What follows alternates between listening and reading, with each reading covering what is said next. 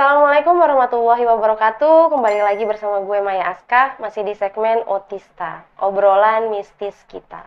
Kali ini gue kedatangan salah satu narasumber. Dia juga seorang konten kreator mistis juga sama dengan gue. Nah, sekarang narasumber gue ini udah ada di sebelah gue. Halo Bang Ari. Halo juga, Kak Maya. Apa kabar? Kabar alhamdulillah sehat, Kak. Sehat ya. Nah, kali ini Bang Aris ini dari konten Dimensi Mistik ya Bang. Iya, betul. Jangan lupa untuk datang ke YouTube channelnya Bang Aris, karena gue juga ada cerita di channelnya Bang Aris ini.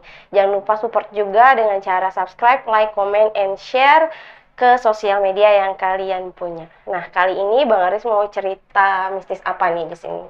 Di sini gue mau menceritakan pengalaman mistis gue, teman gue yang udah meninggal nih, Kak. Yang udah meninggal, kisah-kisahnya gimana? Jadi pada saat udah meninggal ini, gue sama teman-teman yang lain nih diteror nih sama arwah, bisa dibilang arwah teman gue ini.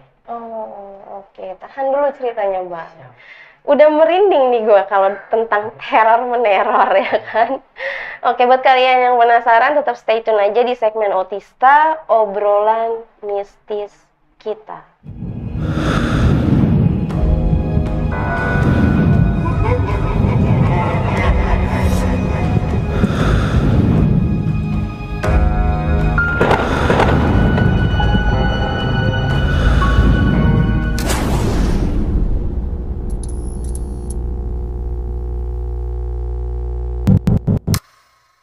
Oke Bang, gimana cerita detailnya bisa sampai diteror sama arwah temennya?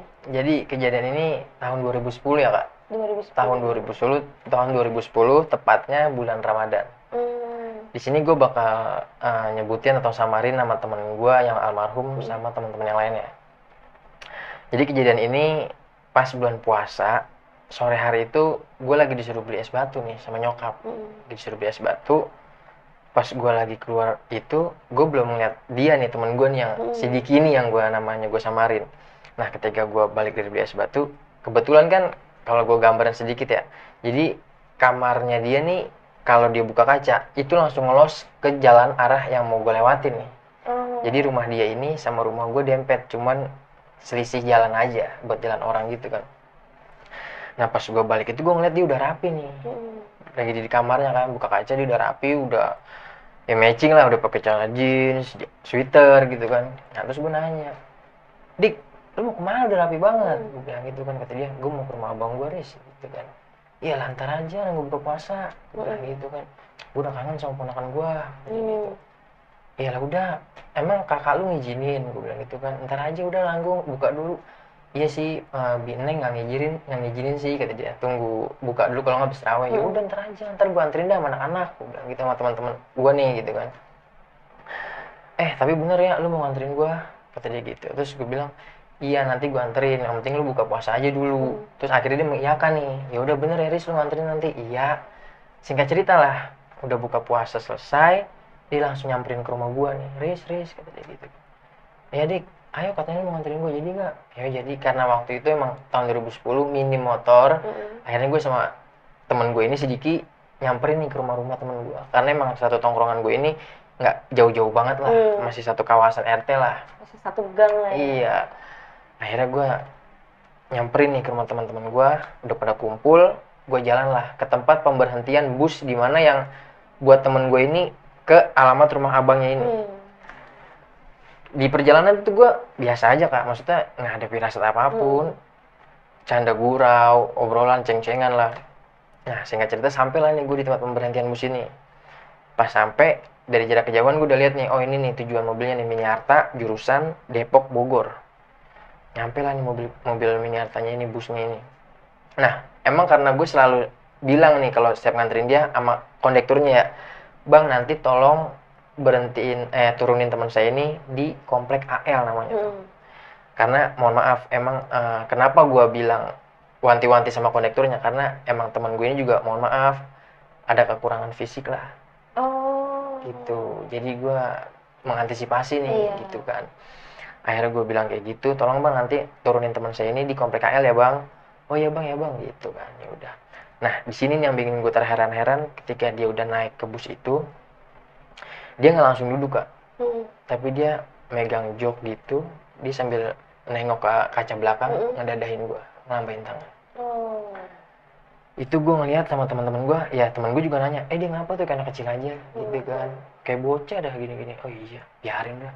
Dia ngelambain tangan sampai gue merinding, sampai itu mobil nggak kelihatan, dia nggak duduk-duduk, sampai jauh banget, dia nggak duduk-duduk di bangkunya. Akhirnya ya udah nggak kelihatan mobilnya, gue lanjut pulang nih ke rumah masing-masing, sholat taraweh. Singkat cerita, selesai sholat tarawih gue nongkrong nih, kisaran jam 9:30 di rumah teman gue yang namanya Reges. Gue nongkrong, tiba-tiba gue dihampirin sama sosok bapak-bapak berbadan tegap lah, polisi, jaket mengenakan tulisan polisi. Dek, numpang tanya, tahu alamat rumah ini nggak? Gue ditunjukin KTP teman gue nih almarhum. Pas gue lihat, lah kok KTP-nya si Diki nih, gitu kan. Di situ gue timbul pertanyaan besar, ngapa nih anak, punya kasus apaan nih, gitu kan, punya kesalahan apaan. Tapi gue nggak berani nanya polisi kan. Oh itu pak yang temboknya catnya warna biru, gue bilang gitu kan. Oh makasih ya dek. Nah polisi itu nggak ngejelasin sedetail apapun, cuma nanya alamat. Jalan nih polisi ini jalan nih menghampiri rumahnya kan. Nah di sini gue sama anak-anak, kenapa ya dia, kenapa gitu kan. Nah nggak lama kemudian, gue denger jeritan tangis histeris dah dari ibunya sama adik kakaknya yang perempuan ini. Satu keluarga ketika keluar itu nyokapnya sama adiknya pada nangis. Gue langsung kaget kan, gue langsung lari tuh sama teman-teman gue, langsung nyamperin rumahnya teman gue ini si Diki kan. Nah di sini juga gue nggak dijelasin kenapanya, tiba-tiba abangnya langsung, ada yang bisa nganterin gue nggak, salah satu dari lu, kemana bang? Ke rumah sakit daerah Bogor. Di sini gue nggak mau sebutin rumah sakitnya. Oh bisa bang, ya udah lu udah sama Aples sama Regis, udah siap. Jalan nih gue, abangnya ditemenin sama polisi nih. Sampailah gue di sana kisaran jam 11:30 gue sampai di rumah sakit itu. Nah di situ gue dikagetkan banget lah pokoknya. Ketika gue udah di ruang pasien, tapi gue ngeliatnya masih di luar kaca ya. Gue dikagetkan sama ya keadaan teman gue yang udah lebam-lebam mukanya, udah mengucurkan darah dari hidung, kuping. Di situ gue ya tangisan gue pada pecah lah. Maksudnya nggak nyangka gitu kak. Yang tadinya elu gue anterin ketawa-tawa, masih seger gitu kan, nggak ada firasat apa-apa. Kok jam segini lu udah kayak gini, keadaan udah koma, kadang udah nggak sadarkan diri. Akhirnya di situ abangnya bilang, yaudah kita rollingan aja Riz, lu pulang deh, nanti takutnya ditanyain sama keluarga lu gitu kan, nanti gantian aja, Alvin apa siapa gantian. Oh iya bang, gue bilang gitu kan. Akhirnya gue pulang sama temen gue ini si Alvin. Di situ gue nggak balik lagi ya, tapi gue selalu nanya kabar nih sama abang yang ada di rumah itu kan. Bang gimana bang kabarnya si Diki? Doain ya Riz, masih belum sadarin diri, masih koma. Itu hari pertama ya, setelah gue pulang malam ya kan. 2 hari kemudian gue nanya lagi kabarnya, bang gimana bang kabar Diki? Masih koma Riz, belum sadar sama sekali, belum ada pergerakan bang, belum, kata abangnya gitu kan. 3 hari kemudian ketika sahur, gue lagi pada makan santap sahurnya sama keluarga gue, tiba-tiba abangnya datang nih ke rumah gue, abang yang nomor 2 lah, datang ketok pintu, tok, assalamualaikum Riz, waalaikumsalam. Gue buka nih, Riz, ada nomor telepon nenek lu nggak? Gitu kan. Ada bang, buat apaan ya bang? Mau ngabarin abang gua nih yang pertama di Tanjung Barat gitu kan. Iya buat apaan bang? Mimi kok udah nggak ada, si Diki udah nggak ada gitu. Ya Allah, gue langsung di situ gue udah innalillahi, gue udah nggak ketelan lah. Makan aja nih udah nggak ketelan gitu kan, sama keluarga gue pada kaget semua, tetangga pada keluar hiruk pikuk lah, nangis, nggak nyangka gitu yang namanya anak muda kemarin masih kelihatan gitu kan. Akhirnya ya karena kan waktu itu juga handphone masih jarang kak, jadi kalau mau menghubungi ke rumah abangnya ini lewat telepon rumah nenek gua. Jadi abangnya buat ngabarin abang yang paling tua nih yang deket rumah nenek gua itu kan. Ya udah singkat cerita, pagi lah nih jam 9 jenazahnya datang dari rumah sakit Bogor itu pakai mobil ambulan.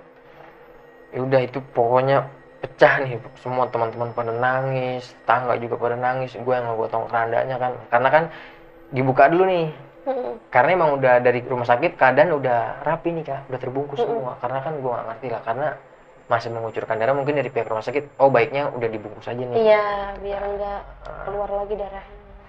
Dibuka lah, buat terakhir lah keluarganya pada ngeliat kan, itu gue emang masih ngeliat dia netes ke kain kafan, darahnya itu masih netes sampai teman gue nyolek. Terus gue langsung berpikir gini juga nih ya, curiganya gini, kok darahnya kayak gini banget nih. Ngeganjel nih di hati gue curiga. Kayaknya lu kalau buat lu jatuh atau ketabrak aja nggak mungkin dah, gitu kan. Tapi di sisi itu juga gue masih namanya anak-anak sekolah ya, nggak berani nih Kak nanya ke abangnya, bang gini-gini, nggak berani gue. Di situ gue cuman pendem aja nih, teman-teman gue semua mendem. Ya udah akhirnya selesai ditutup lagi, disolatin, dimakamin nih. Nah, karena mungkin ini di sini gue ngejelasin dulu ya, karena mungkin ini bulan puasa, dari pihak keluarga nggak mau ngadain tahlilan di hari itu, takutnya mungkin ngeganggu ibadah puasa, atau emang sih ada juga nih yang buka puasa bareng sekalian tahlilan gitu kan. Cuman ini gue jelasin dulu, mungkin ini dari pihak kesepakatan keluarga ya, jadi ngadain tahlilannya setelah next Idul Fitri. Selama perjalanan berhari-hari dia udah meninggal nih, itu kita selama bulan puasa itu nggak ngalamin sama sekali. Tapi setelah Idul Fitri, acara tahlilan itu dimulai, kita ini diteror nih Kak. Gimana tuh terornya? Kita diteror, jadi pas malam pertama habis tahlilan itu, kan emang teman-teman gue nih kalau ngumpul pasti di rumah gue semua nih. Ngumpul main karambol, ketawa tiwi lah. Nah, pas kisaran jam 12:30 lah, gue lagi pada ngobrol seru-seruan. Ketika gue lagi sunyi nih, lagi nggak ngebahas apapun, nih ciri khas ketawanya almarhum temen gue muncul sendirinya nih.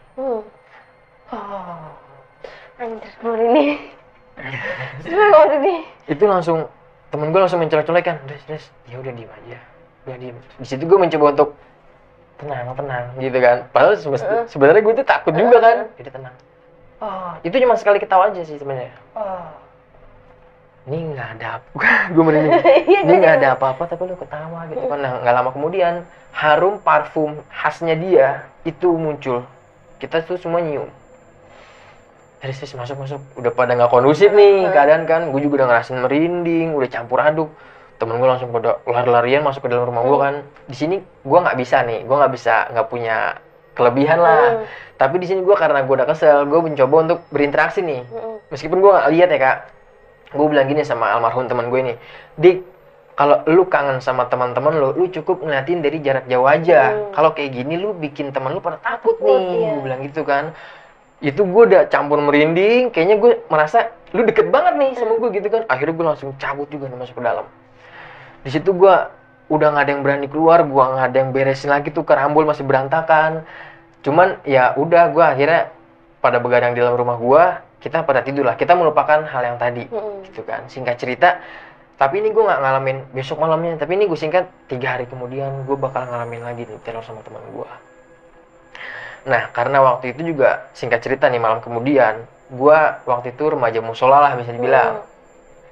Jadi gue diizinin sama Pak Haji yang punya musola ini, Pak Haji Usman bilang kalau emang lu pada mau duduk-duduk, nongkrong-nongkrong, ngobrol-ngobrol, lu boleh tapi di luar ya, di pelataran musola, jangan sampai di dalam tidur gini-gini. Iya Pak Haji gitu kan.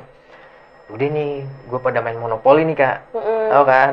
Gue pada main monopoli di pelataran musola itu keadaan emang tumben banget sih. Gue udah ngerasain beda banget. Nggak ada satupun orang yang lewat.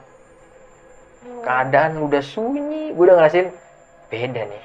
Gitu kan. Tapi gue masih sama teman-teman gue ini masih fokus nih main monopoli aja udah. Tiba-tiba nih kisaran jam 12 lah, masih jam 12-an, tiba-tiba nih harum parfumen muncul nih.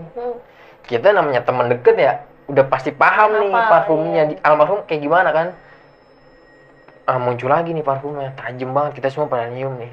Teman gue nih si Aples dan nyolek gue, Riz, bubar ya bubar. Udah, dia nggak bakalan ngeganggu, gue bilang. Cuman dia karena emang keseharian dia kayak gini sama kita, nongkrong bareng, makan bareng, begadang, ya Korinya nih, gue sebutnya Korin kan, ya Korinya nih bakal ikut serta sama kita nih, gue bilang gitu kan ya. Udah fokus aja Pres, gue bilang gitu kan. Udah gue pada main, maksain tuh, udah pada nggak ada yang ketawa, udah pada serius semua nih, ketakutan kan. Nah nggak lama nih, kan kertas monopoli kan panjang tuh. Iya.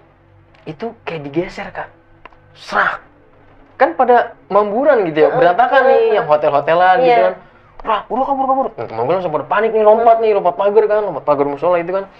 Di situ gue langsung, emosi gue udah meluap banget ya, udah muncak, maksudnya kok lu kayak gini, kalau lu kayak gini, ekstrim kayak gini, lu bikin takut teman lu semua nih, ntar takutnya temen lu berpikirnya macam-macam nih sama lu nya gitu kan. Iya, Akhirnya gue langsung beraniin diri sendiri kan, gue nyamper, gue maju sedikit lah dari pelataran itu kan. Gue bilang, Dik, kalau emang lu kangen sama temen lu kan gue udah bilang, lu ngeliatin dari jarak jauh aja. Kalau kayak gini mulu, yang ada lu bikin sepi tongkrongan lu. Gue bilang, gue udah emosi tuh Kak.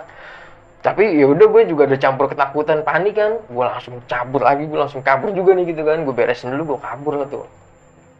Nah ini singkat ceritanya lagi nih. Ini versi temen gue yang ngalamin reges.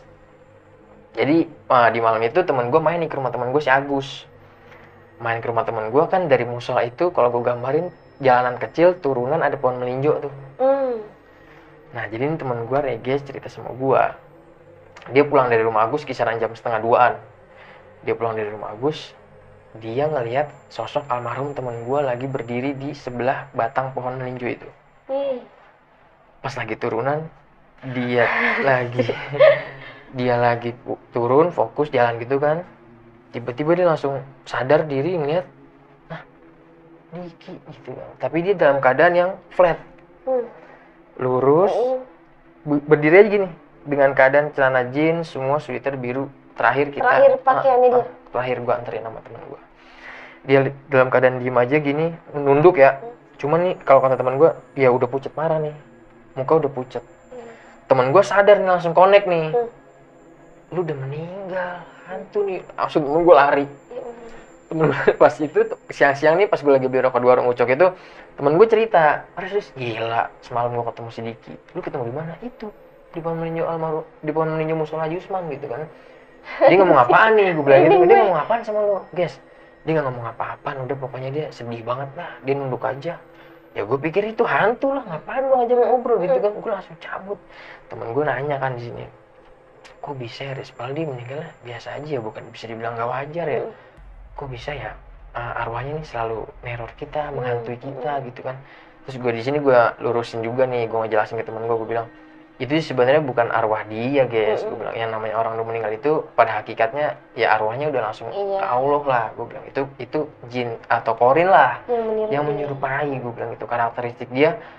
Ketika dia tahu nih lu sering ngumpul sama dia, makan bareng, ngapa-ngapain, dia bakal ngikutin karakter itu. Gue bilang itu belum seberapa. Gue bilang lu gila, berarti ada lagi nih.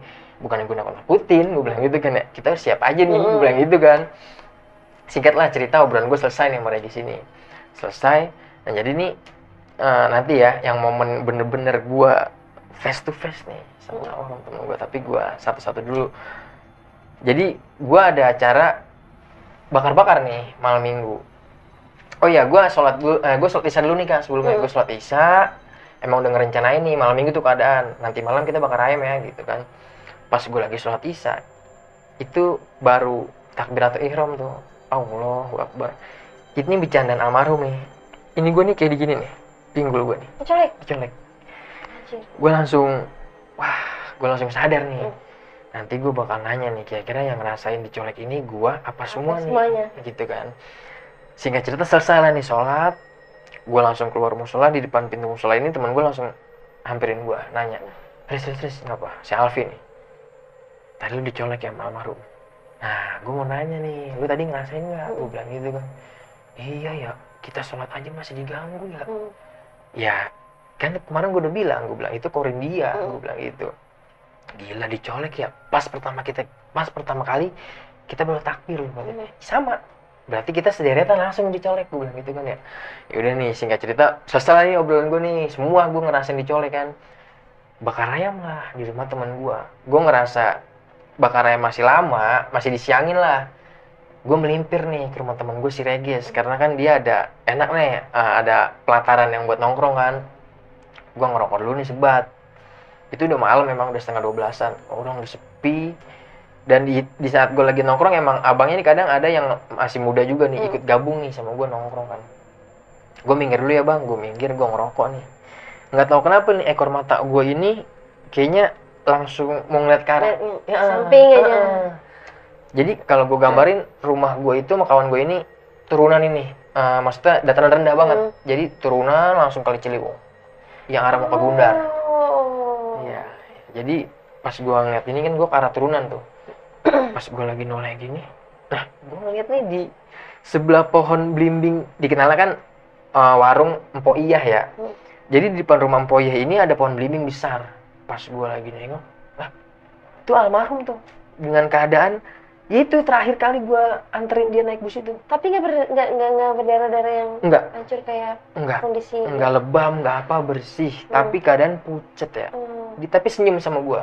Dia ngelambain tangan. Oh, persis kayak yang di mobil itu ya. Di situ gue langsung sigap, gue langsung tarik abangnya, bang sini bang, gue bilang gitu. Kenapa Riz? Bang, gue tunjuk bang, no bang. Di sebelah pohon belimbing po iya. Kenapa Riz? Abangnya sampai gini. Itu Diki bang. Gue kalau nyeritain deh. Diki bang, mana sih itu bang, gue bilang gitu kan. Di sini gue penasaran banget nih, kok abangnya nggak ngeliat ya? Gue tarik teman gue, guys sini guys, gue bilang gitu kan. Kenapa di sini, lu lihat nggak? Gue bilang gitu kan. Oh iya, nah teman gue ngeliat. Wah iya, innalillahi. Kata teman gue gitu kan, langsung respon kayak gitu kan. Diki bang, yang mana, di mana sih guys? Itu bang, sebelah batang pohon belimbingnya. Oh iya, nggak ada, gue nggak bisa ngeliat. Kayak gimana? Itu dia ngelambain tangan. Nah nggak lama teman gue ngeliat, dia ngelambain tangan kayak lama-lama kayak hologram. Pudar. Di situ gue percakapan lah sama abangnya. Abangnya nanya-nanya nih, Riz, lu beneran ngeliat si almarhum? Almarhum bang, gue bilang. Terakhir kali gue nganterin dia pakai baju itu. Dia nggak gimana-gimana, dia cuma senyum sih bang, gue bilang. Lu sama sekali nggak ngeliat bang? Gue nggak ngeliat sama sekali nih, demi Allah, udah kata dia gitu kan ya. Kenapa ya? Gue nggak bisa ngeliat, tapi lu temen-temennya nih dikasih lihat gitu kan. Lu setiap hari dikasih lihat, Riz, dia bilang gitu kan ya. Ya kadang kalau lagi nongkrong sih bang. Nah ini yang pengen gue tanyain bang, lu dari pihak keluarga dikasih lihat nggak? Atau lihat mimpi nggak? Nggak sama sekali. Nyokap gua, bokap gua, semua gua abang-abangnya nggak sama sekali. Nah gua tiap malam bang lagi nongkrong, gua bilang gitu kan. Oh ya udah, singkat cerita obrolan gua selesai, jadilah nih ayam lah, gua ngobrol, makan lah nih ayam sambil ngobrol-ngobrol. Selesai bakar ayam, gua nongkrong nih, abangnya ngeluarin sisa kacang-kacangan nih. Goreng-gorengan yang bekas tahlilan tadi di rumahnya kan, nih gorengan nih, makan nih kacang gitu kan. Nongkrong nih gue di pelataran rumah teman gue ini. Nongkrong, gue nggak tahu ya ini Korin almarhum teman gue yang jahil atau jin lain ya. Ketika gue lagi ngobrol, lagi ada pembahasan, tuh tiba-tiba kan, jadi kacang itu dituang semua ke piring ya. Tuh di atas piring itu kayak kacang ini kayak mental nih, tak 3 mental gitu. Tak. Semua gue pada ngeliat nih teman gue. Apaan tuh, gila? Gue langsung pada buyar nih. Di situ gue langsung, masa iya lu nih sama kayak gini gitu ya. Pokoknya mental gitu aja, tapi nggak ada yang jatuh lagi gitu. Pokoknya kayak ada yang makan. Wah ya udah beres. Masuk lah nih gue. Udah gue beresin. Gue akhirnya nginep lah nih di salah satu rumah teman gue ini kan. Pada nggak berani pulang kan. Nah ketika gue nggak berani pulang ini, temen gue nih, sebut aja namanya Bakul, temen gue ini cerita lah, ngobrol, bilang gini sama gue. Dia baru inget nih, Riz, lu inget nggak?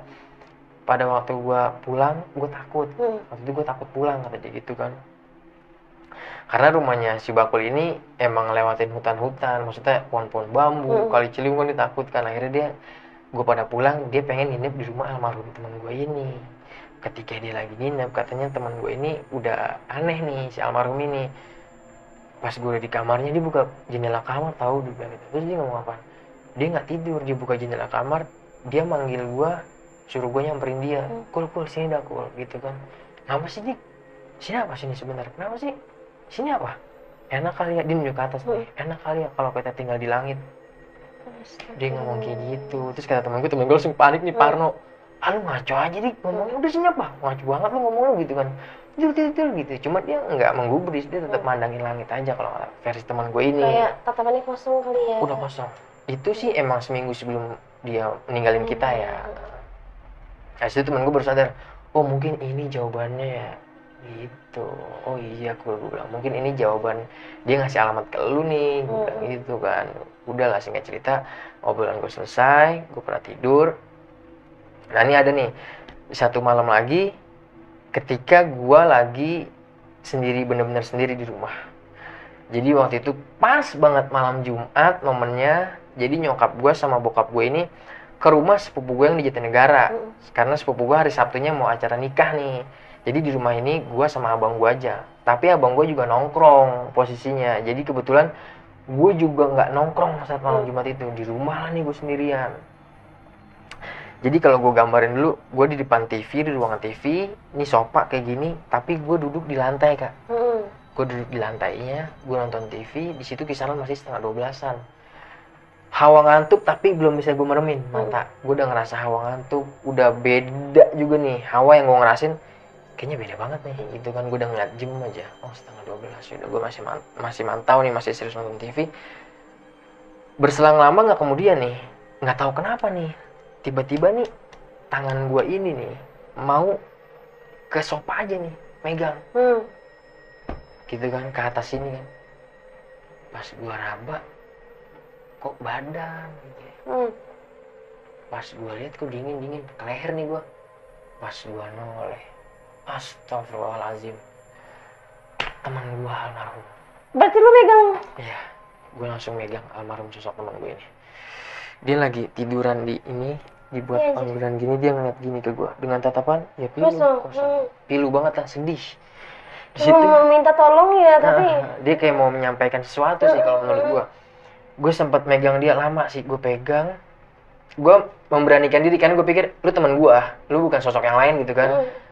Gue, Dik, lu ngapa sih, gue bilang gitu kan. Gue berinteraksi nih sama dia, gue nih semua teman-teman lu sama keluarga lu udah ikhlas ngelepas kepergian lu, gue bilang gitu ya. Lu nggak usah kayak gini, alam lu sama alam kita orang ini udah beda, gue bilang gitu kan. Semoga lu diampunin sama Allah, diterima amal ibadah lu, ditempatkan di tempatnya yang indah lah, gue bilang gitu kan. Lu gue kirimin doa ya, gue masih megang nih kak. Lu gue kirimin doa ya, dia diem aja, cuman senyum, tapi kalau gue gambarin ya ratapannya sedih banget dah. Lu gue kirimin doa yang gue al-fatihain, nggak lama senyum, udah hilang. Di situ gue langsung shock, gue duduk dulu di sofa, karena kalau gue tarik dulu cerita dia sebelum meninggal, karena dia emang kalau main ke rumah gue, dia nggak pernah duduk di bawah lantai. Jadi story dia emang selalu duduk di sofa, di sofa itu. Dan dia kadang tiduran, gelabak di begadangnya udah duduk di sofa, nggak pernah di bawah. Jadi ya mungkin itu gambaran dia nunjukin gue pernah di sini loh, gitu loh. Cuman serem banget, gila. Di situ akhirnya gue nggak bisa tidur, gue paksain, gue meremin. Ya gue udah nggak ngerasa gimana. Akhirnya gue tidur sendiri. Singkat cerita siang, gue pada sholat Jumat, gue ngumpul nih, namanya anak muda kan, gue ngumpul dulu, kumpul, baru kita jalan bareng ke masjid kan. Di sini gue bilang sama teman-teman gue, semalam gue ditemuin sama almarhum. Wah heboh nih temen gue langsung. Dia ngasih pesan apaan, terus ngomong apaan? Kagak, dia diem aja, sama kayak lu guys. Pokoknya sedih banget dah, gue bilang gitu kan ya. Gue rencana gue pengennya gini niat gue, nanti setelah kita sholat Jumat, kita mampir yuk, ziarah yuk ke almarhum, gue bilang gitu kan. Karena kebetulan emang gak jauh nih dari masjid itu kan. Ya udah, gue jalan sholat Jumat, singkat cerita selesai sholat Jumat, gue pada ziarah nih ke makam almarhum. Gue kirimin doa, baliklah gue selesai ziarah. Nah kan emang gue juga gak langsung pulang ke rumah nih, nongkrong lagi di rumah temen gue. Nah abangnya pulang dari sholat Jumat, nyamperin gue nih. Riz, ya lu mau gak besok temenin gue ke komplek KL bang? Ngapain bang? Gue masih ngeganjel nih, penasaran nih, gue pengen tahu aja informasi nih, karena kan adik gue kan turun di komplek KL. Oh iya bang, gue bilang, tapi besok hari Sabtu jam 1 ya, jam segini lah gitu ya. Ya nggak semua sih, terserah lu mau siapa aja, gue ikut deh bang, gue bilang gitu. Ya udah besok ya jam 1 ya, gue bilang gitu kan. Kata abangnya gitu. Singkat cerita lah, hari Sabtu nih tiba, gue udah ngumpul jam 1, OTW lah nih gue jalan ke tempat almarhum teman gue berhenti nih, komplek KL kan, namanya komplek KL jurusan Pasar Minggu. Sampailah nih gue di lokasi kejadian. Di situ gue mengulik, maksudnya mencari nih saksi kunci. Mungkin barangkali ada yang lihat gitu kan, karena di situ kan ramai kondisinya. Ada tukang koran, loper koran saat itu ya, masih keadaan jadul, masih ada tukang loper koran di halte itu, tukang ojek pengkolan, opang lah, tukang ojek pangkalan, banyak warteg. Di situ gue pada nyari informasi nih, masing-masing nanya, pernah nggak sih ada yang lihat anak muda kecelakaan atau kenapa-napa nih bulan puasa gitu kan. Gue nanya. Nah ada nih tukang ojek keluar dari warteg sambil bawa piring, dia bilang, nah iya bang, saya lihat tuh waktu itu malam itu bang, gitu kan. Udah akhirnya gue sama abang ini ngulik terus nih, menggali terus informasinya kan, kayak gimana bang ceritanya. Oh itu adanya abang, iya. Gimana bang kabarnya? adik saya udah meninggal bang. Innalillahi, kayak gitu kan, kaget tukang ojeknya kan. Jadi gimana bang ceritanya? Nanya nih abangnya. Nah, kalau kata versi tukang ojek yang lihat saksi mata ini, dia bilangnya, iya bang, jadi waktu itu saya lagi nunggu penumpang. Nah, saya lihat nih, ada anak muda turun dari Miniarta warna kuning, jurusan Bogor, Pasar Minggu, Depok Bogor. Jurusan Depok Bogor, turun bang, baru kaki satu, kaki kiri, ini mobil udah jalan. Kebiasaan Kopaja tuh kayak gitu. Iya, mungkin supir entah sengaja atau nggak lihat gitu ya, mencap ngegas aja nggak ngeliat spion gitu maksud gue ya. Temen gue jatuh lah. Nah di sini temen gue emang punya penyakit, dulu kan disebutnya 7 keliling, kalau sekarang kan vertigo kerennya ya. Katanya jatuh ke aspal, langsung nih pada bantuin nih, nolongin yang nungguin mobil di halte itu kan, semua tukang koran pada bantuin. Nah dalam keadaan itu temen gue cuman keadaan melek, kalau kata kayak shock gitu kali ya, melotot ya. Melotot banget lah, pokoknya melek kayak gitu. Tapi nggak ngucurin sama sekali darah nih, kalau kata tukang ojek ini sama saksi-saksi mata yang lain. Nah terus langsung dihadang nih, belum jalan jauh langsung dihadang, tanggung jawab gitu kan. Diberhentiin nih sama warga situ kan. Akhirnya berhenti nih supir sama kondekturnya, bilang, oh iya pak, saya tanggung jawab gitu kan, saya bakal bawa anak ini ke rumah sakit gitu kan. Ya mungkin di sini warga semua saksi mata nggak ada yang pada curiga besar nih sama ya kondektur ini kan, sama supir ini. Digotong lah nih teman gua ke bangku paling belakang. Jadi panjangnya banyak penumpang tapi disuruh geser nih. Buat temen gua direbahin di situ, ditelentangin kan. Setelah diletakin ya udah, nggak ada satu warga yang nemenin. Emang kalau kata ojek pangkalan itu, kita nggak ada yang pada nemenin bang, karena kita percaya bang, tapi kita nggak tahu kayak gini ceritanya gitu kan. Singkat cerita, jalanlah nih mobil. Ini sih pemikiran gua, karena yang gua lihat dari saksi kuncinya nih, dari polisi dan abang yang cerita, di dompetnya ini cuman tersisa KTP sama nomor telepon nenek gua. Duitnya raib. Gitu, jadi udah nggak ada duitnya nih. Tapi berselisih juga nih, maksudnya dalam keadaan yang dibilang sama tukang ojek ini keadaannya nggak kenapa-napa, nggak berdarah, kenapa pas ditemuin berdarah, luka-luka bonyok, lebam, benda tumpul gitu kan. Mungkin ya temen gue udah nggak berdaya kan. Ketika akhirnya dia udah panik nih, diambilin dompetnya kan, duitnya kan diambilin, mungkin dipukulin nih. Gua versi gua ya, tanggep yang gue tanggep gitu kan. Mungkin juga kondektur sama supir ini takut nih, mikirnya kan ntar kalau ngebus gede nih gitu kan, akhirnya mungkin dia mikir pendek nih, dibuang lah, dibuang lah di semak-semak daerah Bogor. Di situ akhirnya makanya kan saksi-saksi itu pada kaget, ya Allah bang, dibuang bang. Iya, jadi polisi ini tahu dari saksi orang yang jalan di semak-semak itu. Dia kaget kali ya. Dia ngeliat ada sosok, belum mati kan. Oh dia masih koma. Iya. Jadi ada warga yang lihat, kok ada mayat nih gitu kan, udah pada bersimbah darah gitu kan, langsung buru-buru nyamperin ke polsek terdekat, akhirnya ngelapor gitu. Itu mau kondisi masih napas, 2 hari masih bernafas, belum mati sama sekali. Cuma yang gue sesalin itu, maksudnya kenapa nih supir nggak mau bertanggung jawab, bawa lah minimal, menurut gue kan gitu ya. Masa iya keluarganya nih nggak bisa diajak, nggak ada toleransi kan kayak gitu. Ya menurut gua nggak, hatinya ya binatang sih kalau menurut gua ya. Udah lebih dari iblis sih kalau. Iya, udah nggak berdaya tapi orang lu kayak gituin gitu. Akhirnya ya udah, kita udah ngegalin, udah ketahuan nih, oh berarti bener nih ya. Cuman karena waktu itu kan gue bilang lagi nih, gue masih pada anak-anak umuran bocah ya bisa dibilang ya, nggak berani nanya, bilang atau ngomporin, bang laporin bang, nggak, gue nggak tahu nih kedepannya abangnya melaporkan atau gimana kasusnya, gue sama sekali nggak ngerti, sama sekali gue nggak paham. Pokoknya gue cuma tahu ngegali, oh benar berarti teman gue sesuai nih apa yang gue curigain selama ini. Dugaan gue, teman gue meninggal bukan karena jatuh doang nih, tapi karena penganiayaan di dalam bus itu.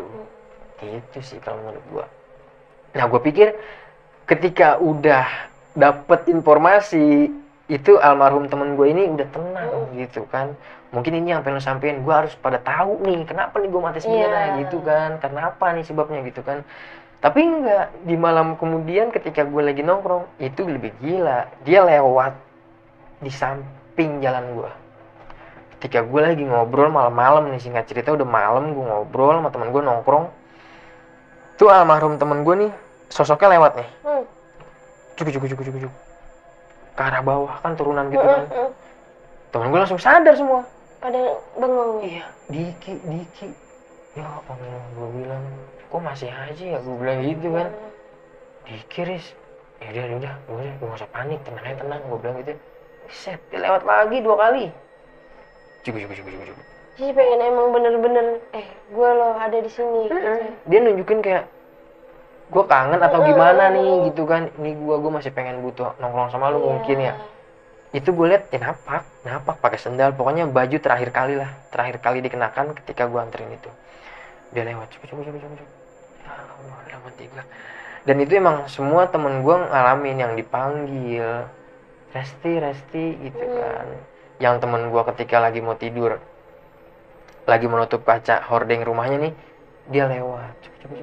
Dia cuma nengok gitu, dada ngelambain tangan. Nantinya temen gue pada nanya, lu pada dikasih unjuk gak sih, ditongolin gak sih gitu kan, ditampakin gak sih sama almarhum? Iyalah Res, gue bilang gitu kan. Iyalah Fit, gue bilang gitu. Semua ngobrol. Ya jadi kayak gitu sih sosok temen gue yang benar-benar menghantui. Setelah itu ya alhamdulillah, setelah dia terakhir kali ngeliatin gue dengan jalan kaki itu, dia jalan gitu udah nggak lagi sih.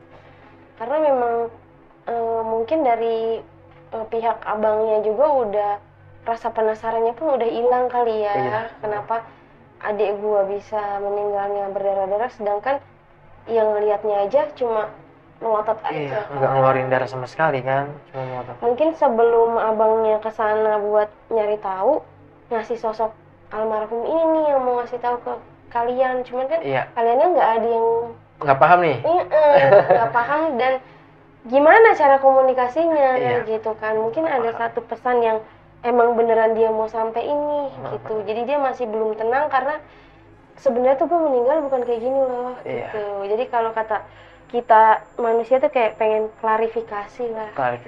Gue tuh nggak kayak gini gitu. Nah ini ada satu yang masih gue mengganjal gitu ya, kayak dia itu kan tadi kan lu bilang ada kekurangan fisik. Tapi dia pernah pakai tongkat nggak sih? Enggak. Nggak pernah pakai tongkat. Itu yang gue lihat berarti ini dari gambaran terawangan gue ya. Horor nih. Itu di saat di dalam mobil, nggak tahu ya, itu entah tongkat atau semacam kayu panjang atau linggis, gue nggak tahu. Mukul dia ya? Iya. Iya sih kayak benda tumpul kayak itu. Kan ada tuh kayak di mobil-mobil kayak buat ganjilan yang buat pintu tuh. Betul. Yang balok. Mungkin sih. Iya, dongkrak, kayak semacam dongkrak gitu ya. Itu yang dari tadi gue ngelihat itu ada gambaran itu. Iya sih. Gue pikir itu dia bawa tongkat terus dihajar pakai itu. Oh ternyata itu emang kayaknya udah ada di dalam mobilnya. Iya, pasti lah, udah pasti ada lah. Kayak tapi nih yang gue tarik dari energinya, itu tuh dia sempat sadar di mobil. Jadi ngelakuin perlawanan? Iya. Kenapa dia digebukin di dalam mobil? Karena dia sempat sadar. Makanya dia panik. Si supir sama si kondekturnya panik. Daripada nanti lo hidup, terus gue kena nih. Jadi dilaporin, mending lo gak habisin sekalian. Gila. Gitu. Tapi lo tahu nggak itu? Supir sama kondekturnya itu pernah ngalamin kecelakaan setelah dia meninggal. Ya, mungkin itulah setimpal lah. Itu dari ini ya, energi yang gue tarik dari. Iya. Tapi ketika nih yang gue tahu dari. Tapi gue pusing. Itu di belakang lo. Ntar lu Kak, jangan bikin gue panik. Enggak, itu di belakang lo, serius. Ntar lu jangan bikin gue panik. Sumpah. Tar lu. Gue slow banget liatnya. Iya. Tapi itu ada bapak-bapak ya, ada bapak-bapak satu, nggak tahu dia itu dari keluarganya apa gimana ya. Dia berdua soalnya. Dikondisikan ya kamu ya. Dikondisikan ya. Itu dia terang banget di situ. Dia nggak ngomong apa-apa kan pada intinya ya, maksudnya ya. Orangnya slow ya. Iya, pendek. Iya. Itu. Iya. Si gua. Orangnya tuh kadang suka melamun emang semasa hidupnya tuh dia kadang suka. Yap. Kalau ada pikiran atau apa dia suka Iya. selalu mendem dalam hatinya Iya, dia dipendem. sendiri. Dia curhat sama orang-orang tertentu, paling ke gua. Iya betul. Iya, dia nggak curhat ke yang lain. Tapi dia lagi deket nggak sih sebelum dia meninggal sama satu perempuan? Yap. Hah? Yap. Iya. Soalnya dia mau nitipin itu, tolong dong jagain dia. Oh iya. Itu ada satu perempuan yang dia masih. Kok merinding asli. Sedih tahu sebetulnya. Sedih. Dia tuh kayak gue tuh nggak mau akhir hayat gue tuh kayak gini gitu. Dan gue tuh masih pengen ngejagain sini nih si satu perempuan ini gitu. Bisa yang disuka. Ya mungkin lu tau lah ya sama teman-teman lo perempuan itu siapa. Ya mungkin dia mau nitipin itu juga, satu pesan itu juga. Jadi kesedih nih gua. Jadi melo nih. Bersih sih orangnya bersih sih. Dia tuh kalau bengong suka gini loh. Yap. Bengong. Iya. Iya, kalau lagi begadang nongkrong bareng, kalau lagi tidur bareng ya suka kayak gitu. Benar, sesuai. Dia tuh orangnya, lo mau ngapain gua pun gua bodo amat. Terima. Nggak sakit hati, nggak baperan? Nggak baperan dia. Iya. Ya, semoga lah tenang di sana gitu ya, Kak. Itu. Dia masih natap ke sini, senyum, kayak lu kenal, lu lihat gue ya, lu lihat gue. Salamin aja dari gue. Terus dia tuh sebenarnya ada satu yang sampai mungkin dibilang sampai akhir hayatnya dia masih belum tenang atau masih belum ikhlas gitu ya. Dia ada satu kekecewaan sama di antara teman kalian. Kalau zaman sekarang tuh kayak dia itu sering banget ngebully. Oh iya. Iya, tapi dia nggak diungkapin secara langsung. Betul. Ya? Ketemu biasa aja gitu ya. Iya. Iya mungkin ya. Jadi dalam hatinya dia kayak mungkin ini nih, gua udah nggak ada, lo baru nyesel gitu. Iya. Ketika gua ada, gua abis nih dibully terus nih sama lo. Iya. Cuma kayak ya udah emang kenyataannya itu gue kayak gini gitu. Iya. Jadi sih kalau kita lagi bercanda-bercandain ya, cuman sih kalau pribadi gue nggak pernah ngebully dia nih, nggak pernah ngecengin habis-habisan sampai ke fisik gitu ya enggak. Ya dia emang orangnya sih nerima aja, ketawa. Itu yang gue pahamin sih, nggak yang langsung yang marah, baper, kesel. Besok main lagi. Ya itulah, ada yang mau dia ungkap sebenarnya semuanya, cuma ya mau gimana, caranya mau lewat siapa? Kan gue cuma bisa nampakin dong, gue ada di sini, gue masih pengen banget nongkrong sama kalian. Gitu. Iya emang. Ini kayak gini, kalau misalkan memang kita cerita yang bener-bener real gitu ya kayak gini bang, suka datang. Iya gitu. Dan ini pundak gue pun udah berat. Kalau orang tuh gini, gue mau bertamu nih ke rumah lo, gue ketuk pintu dulu deh nih, boleh nggak gue masuk gitu. Nah kalau makhluk sebangsa mereka tuh kayak cari titik cakra gue yang udah bener-bener kebuka. Jadi kayak ini dia lagi neken pundak gue sebelah kiri, kayak boleh nggak gue masuk ke lo? Jangan dong. Boleh nggak gue masuk ke lo? Gitu. Jangan dong. Iya. Tapi kalau lu komunikasi nggak apa-apa gitu. Maksudnya apa yang mau disampaikan nih gitu. Biar jadi gue tahu nih. Itu sih kisi-kisinya dia. Tuh, jadi gue juga paham nih. Oh jadi emang dia jadi sempet nih yang tadi lu bilang. Dia sempat ada perlawanan. Karena pas dia melotot itu cuma dia kaget, shock. Dia pun masih bisa nahan kepalanya dia supaya nggak kebentur. Oh iya. Karena di depan dia itu udah trotoar. Betul. Iya, dia turun langsung trotoar. Belum nyampe trotoar. Halte. Iya benar. Di bawah hati itu trotoar. Jadi dia masih bisa ada nahan gini loh buat, cuma dia shock, dia kaget. Iya, dia udah refleks sebenarnya. Iya.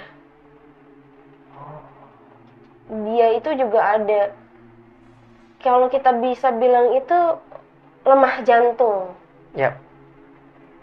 Makanya dia di situ udah cuma bisa melotot dan dia shock aja. Karena kaget. Betul. Kenapa? Ya kita nggak bisa sesalin ya, itu udah takdir Allah gitu kan. Atau bisa gini loh, kenapa pas dia jatuh dengan keadaan melotot enggak kita sadarin untuk kita jangan bawa ke mobil dulu nih, tolongin dulu pertolongan pertama. Ketika dia udah sadar, bolehlah kita kasih minum dia. Iya, itu sebenarnya kayak gitu. Itu shock, dia tuh shock. Iya, bukannya langsung harus dibawa ke rumah sakit. Betul. Ya? Iya, karena yang gue lihat dari tragedinya itu dia masih bisa nahan gitu loh. Dia masih bisa nahan palanya. Dia dibawa ke dalam mobil itu, dia masih ada perlawanan mau dia tuh mau, gue keluar aja nih. Iya, dia lagi nyari nih bangku nih pegangan, gue mau keluar aja gitu kan. Tapi si kondekturnya ini, lu masih hidup loh gitu. Di situ dia nggak mau. Akhirnya mungkin panik kan, panik, akhirnya dibantai lah. Nah yang gue bilang kenapa kayak ada tongkat di situ, itu kayaknya tuh dia dipukul pakai itu gitu. Nggak tahu itu linggis, nggak tahu itu apa, pokoknya kayak panjang gitu. Ya benar, tumpul tajam lah pasti. Dia itu dikenain kepala ya karena memang dia tuh udah nggak bisa ngelawan apa-apa. Jadi kalau orang udah dikenain kepala, langsung pusat ya. Iya. Nih inti. Percaya gue. Iya. Karena ya dia ngeluarin darah kayak gitu sih. Sebenarnya itu dia bonyok bukan karena luka-luka dari depan, dari kulit bagian luar gitu ya. Itu pembuluh darah dalamnya yang pecah. Gila, binatang banget ya. Iya. Coba nih pundak kiri gue masih dia. Boleh masuk juga. Enggak, kalau dia mau sampein aja gitu Pak. Kayak kan bangun ya, nyari pegangan.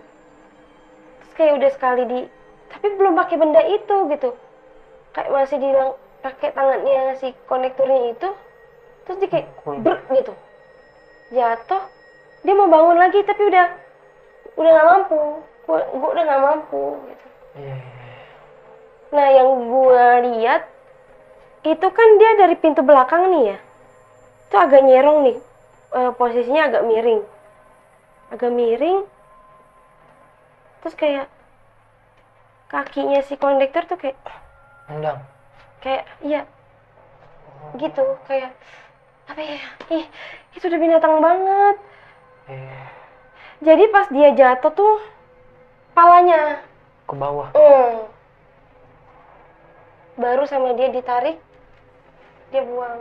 Binatang. Tapi emang itu dari si kondektornya sama si supirnya itu udah apa ya, dibawa kesadarannya tuh udah nggak ada. Itu emang dia tuh kayak lagi kena minuman atau apa gitu. Kayak dia tuh udah nggak normal gitu. Iya. Nyampein pesan nggak? Itu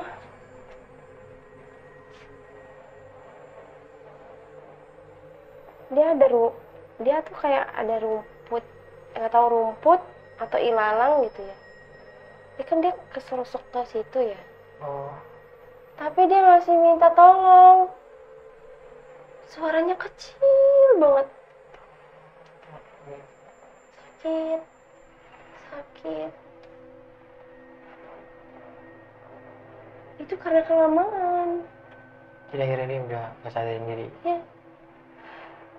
Orang luka aja kalau darahnya banyak pusing ya. Iya. Itu pembuluh darah soalnya yang pecah.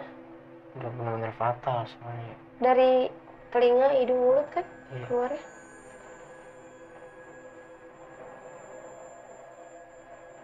Oke. Udah. Lanjut ya. Iya. Itu mungkin tadi gambaran dari residual energinya dia ya, Bang. Ya mungkin nggak tahu lah apa yang gue lihat itu benar atau enggak. Itu sesuai sih. Benar. Ini kita bukannya settingan atau apa ya, ini real. Sumpah ini demi Allah, gue bener-bener ngeliat jelas banget sosok itu tadi langsung ada di belakangnya Bang Aris. Semua yang dibawain atau yang tadi disampaikan nama Kamaya emang benar apa adanya gitu maksud gue. Ya berarti kan gue nggak kenal dia, Iya. gue nggak tahu dia gimana, cuma dia ada nyampe ini kayak gitu. Cuma tadi bukannya gue langsung komunikasi, tapi gue suruh nih yang di belakang gue nih, coba kalian aja deh yang ngobrol, yang tanya gitu. Biar nanti apa yang dia sampein bisa nyampe lagi ke gue. Yaitu intinya dia masih berat ke orang tua, masih pengen main, sama masih berat ninggalin satu orang perempuan yang Dia sayang banget lagi dikejar-kejar nih. Dan pas meninggal itu ya mungkin nggak tahu ya mereka udah pacaran atau gimana, dan itu nggak ada kata putus gitu, jadi dia dibawa terus sampai dia meninggal. Iya. Gitu ya, kayak gitu. Karena gue udah pernah ngalamin itu, ketika gue ditinggal sama mantan tunangan gue meninggal, dan gue nggak bilang di saat jenazahnya itu ada di hadapan gue, harusnya gue ijab kabul lagi dengan ijab kabul kematian. Iya. Ya walaupun gue belum nikah, tapi gue udah ada ikatan. Iya. Dan itu sampai sekarang pun dia masih belum ikhlas. Sampai gue udah punya anak pun dia masih belum ikhlas kalau gue dimilikin orang lain. Karena gue belum ada kata pisah sama dia. Jadi selama gue di dunia, gue ngelakuin dosa atau apa, kena juga ke dia. Karena gue udah ada ikatan nih sama dia. Nah, dosanya gue tuh masih kena ke dia. Gitu. Dan gue pernah juga kehilangan seorang teman, sahabat, jadi gue tau lah rasanya tuh gimana. Ini susah sih diungkapin dengan kata-kata ya Bang Aris. Kita udah nongkrong bareng, susah bareng, seneng bareng gitu. Ya, kita bisa ambil lah hikmah dari ceritanya Bang Aris ini gitu kan. Karena sebenarnya itu kita meninggal ya bukan mati kayu gitu. Masih ada roh, masih ada korin yang memang sejatinya kita meninggal tuh kita hidup lagi. Untuk ke alam yang lebih kekal. Cuma bukan arwahnya yang bergentayangan. Jadi dia ini ngambil memori-memori yang biasanya dia lakuin. Benar. Untuk mengingatkan ke teman-temannya lagi nih, kayak gue masih ada nih di sekitaran lo. Dan kita kan sesuai kepercayaan agama Islam kayak sebelum 40 hari dia tuh masih ada di situ. Gitu. Jadi memang benar adanya kehadirannya mereka sebelum 40 hari ya memang iya. Ya masih mungkin di sekitaran rumah gitu. Iya. Apapun yang dia suka lakuin, dia pasti dia akan ngulangin memori itu. Karena di alam sana itu perputaran jam tuh nggak ada Bang Aris. Oh gitu. Jadi dia stuck di dimensinya. Yang sering dia lakuin apa, yang sering dia kerjain apa. Jadi memorinya itu yang akan semua gitu terkumpul. Iya. Gitu. Dan semakin kita mempercayai bahwa oh dia ada nih, adanya dia nih. Jadi semakin demen nih jin korinnya itu yang menyerupai energinya. Ya jadi setiap kita ingat sama almarhum itu ya lebih baik kita mendoakan aja ya. Gitu. Mungkin kalian yang udah nonton video pengalamannya Bang Aris di channel gue ini, ya kalian bisa titipin Al-Fatihah lah buat almarhum. Gitu. Ya walaupun namanya kita samarkan, tapi niat dari hati kita itu tulus untuk mendoakan, insya Allah sampai kok. Gitu ya Bang Aris. Benar. Karena kenapa kita nggak mau nyebutin nama asli, ya mungkin ada privasi yang harus kita jaga juga ya Bang Aris. Benar. Karena memang ada keluarga yang masih mungkin iya kalau mengingat bisa sedih lagi gitu kan. Makanya ya di sini alangkah baiknya kita tutupin dengan kita samarin namanya gitu.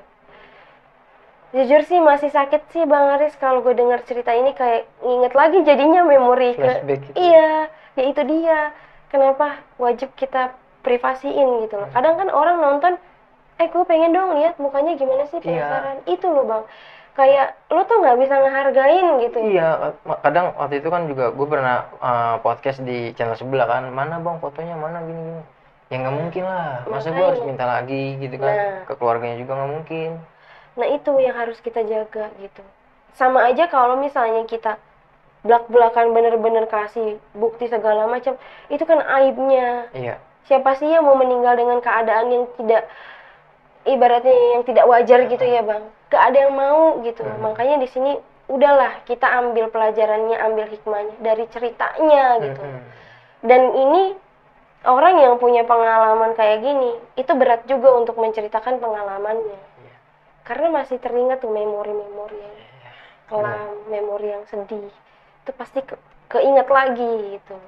Ya mungkin kalau Bang Aris ini perempuan, pasti kalau nyeritain sama kayak gue, pasti nangis gitu kan. Karena memang laki lebih menutupi, iya. Tapi dalam hati mah sedih ya Bang. Ingat banget. Gitu. Ya mungkin inilah cerita dari pengalamannya Bang Aris yang luar biasa. Itu sebenarnya bukan teror tapi lebih ke sosok dari Korin, temennya Bang Aris ini mau menyampaikan suatu pesan gitu. Ya mungkin ya disinilah sedikit pesannya itu tersampaikan ya Bang Aris ya. Alhamdulillah. Ya kurang lebihnya lah ya.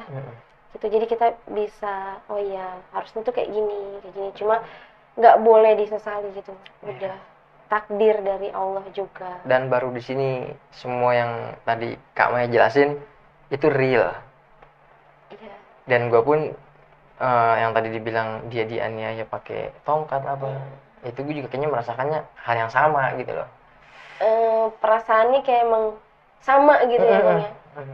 Keraguan dari hati tuh kayaknya, oh iya. Akhirnya di sini kebuka nih jawabannya gitu mas. Ya alhamdulillah ya.